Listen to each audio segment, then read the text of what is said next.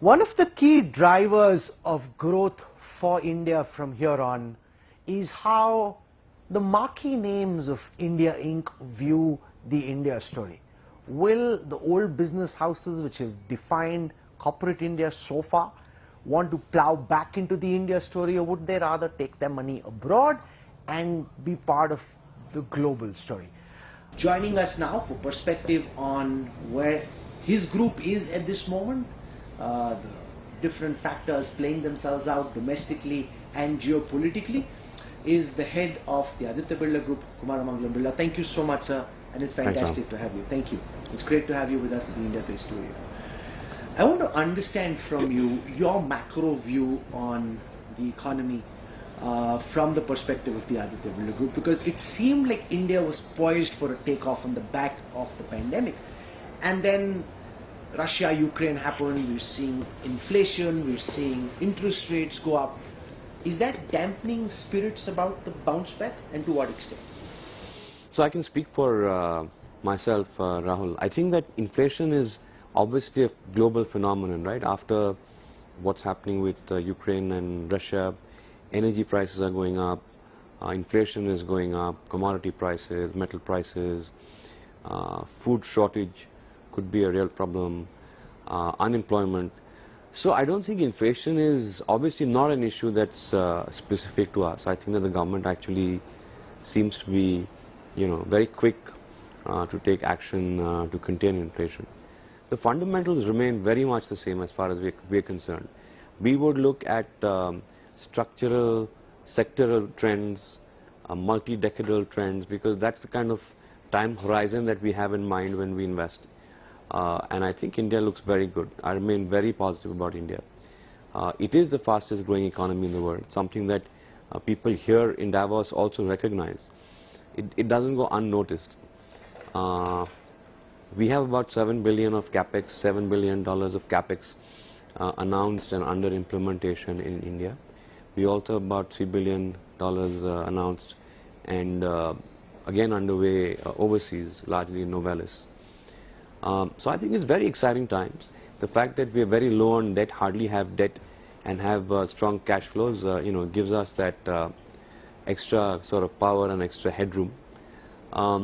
So yeah, on India I remain very positive. I think that we really are shining out vis-a-vis the rest of the global economies. Now there are two theories that are playing themselves out at this time, and I'm curious to know what you think. One is that we're poised for a 5-year investment cycle because of cuts in corporate tax, because of pent-up demand, because of the fact that there were 2 no-show years because of the pandemic, that this is India's opportunity and we're set for takeoff.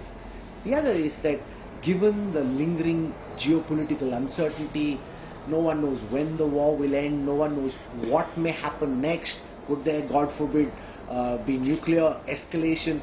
Therefore, industrialists and corporate houses will hold back, see how things play themselves out before taking decisions to invest.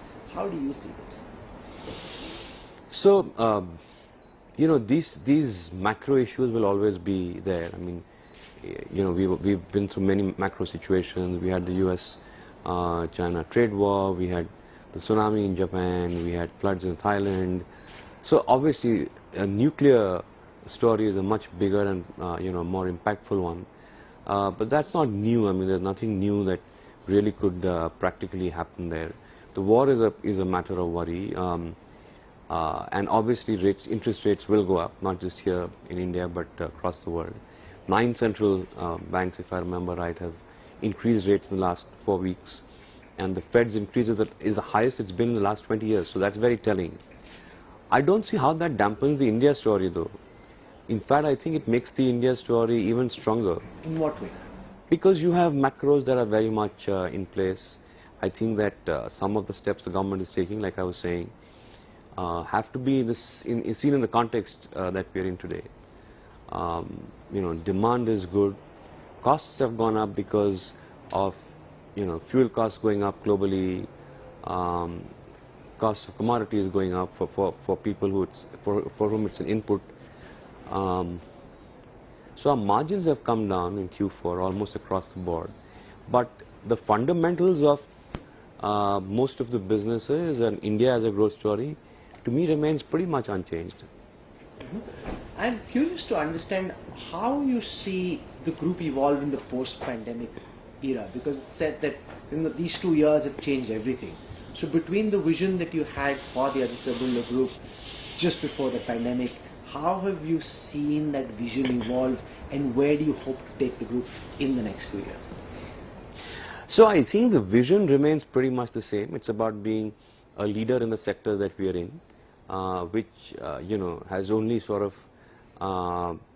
in the last 2 years we've only bolstered our position as leaders. Leaders being defined as number 1 or number 2. We focus very much on cash flows. We have very strong cash generating businesses. I think I was saying that debt at a group level, debt to EBITDA is less than 1. So huge headroom for growth. I think the one big change is going to be on technology, not just in digital, but also in the sense of, let's say, the whole supply chain part of things.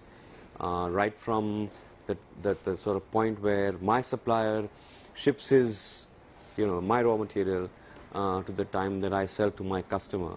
The ideal situation would be to have a see-through across the entire part of the value chain. That's going to have an impact, and that's going to take a lot of reskilling and learning new skills, a lot of technology.